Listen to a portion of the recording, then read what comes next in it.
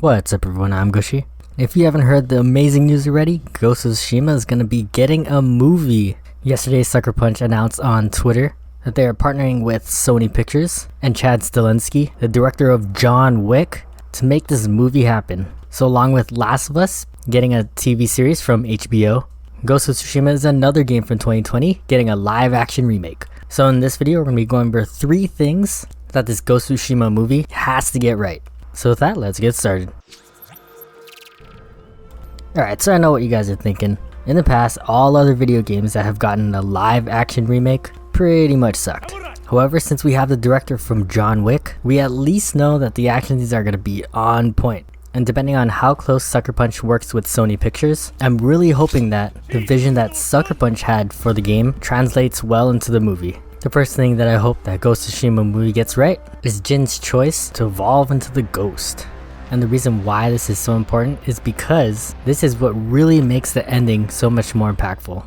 Jin sacrifices his honor and his family in Lord Shimura to save the island of Tsushima. It changed the way he thought about other characters and the way he approached situations, as it was necessary to help those that he cared about. So unless they could find another conflict with Lord Shimura, which also involved Jin becoming a ghost, it's really hard to top what's already set within the story.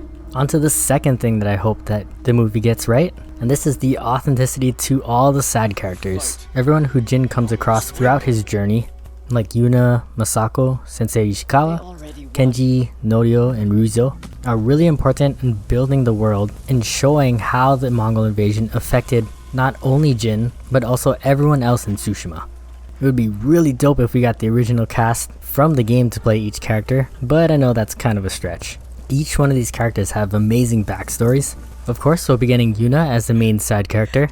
Yuna's the one that saves Jin and eventually changes his mind to becoming the ghost. We'll definitely be getting some backstory from her, but I'd say the ones that stood out the most to me were Sensei Ishikawa's, where Tomoe fell to the dark side and joined the Mongols, who eventually came back and helped doing the right thing. And with these 2 master archers, being Sensei Ishikawa and Tomoe, would be an awesome side story and would make some pretty cool action scenes. Ryuzo was another person that had a really good backstory. I mean, his reasoning of his men not being fed is kind of weak, but I think the idea of the Straw Hats, of Rogue Ronin, also trying to hunt you down, would make interesting enemies for Jin to fight against. Plus, I think the Ryuzo duo was probably one of the best after Lord Shimura. Finally, the last backstory that I really liked was Norio's. We got to see a different side of Tsushima with all the monks and their interaction with the Mongol invasion, and that ending where Norio finds his brother all chopped up, making Norio go on a rampage. A lot of people would be liking him as a side character. And I really think that the side characters really make the story and help Jin become who he is as a ghost. This idea of bringing all these people from different backgrounds together to form a team and fight the big bad guy is really reminiscent of things like Mass Effect, where you gather people from all around space, or from things like movies, like all the Marvel movies. The whole story wouldn't be as impactful without understanding the importance of all these side characters.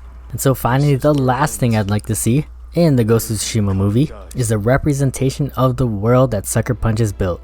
In the game, Tsushima is beautiful. Anyone who has played the game can't deny that no matter what region you're in, from its bamboo forest to the rolling plains or the frozen mountains, the world is one of the best features in Ghost of Tsushima. That's really most of the reason why I love using the photo mode.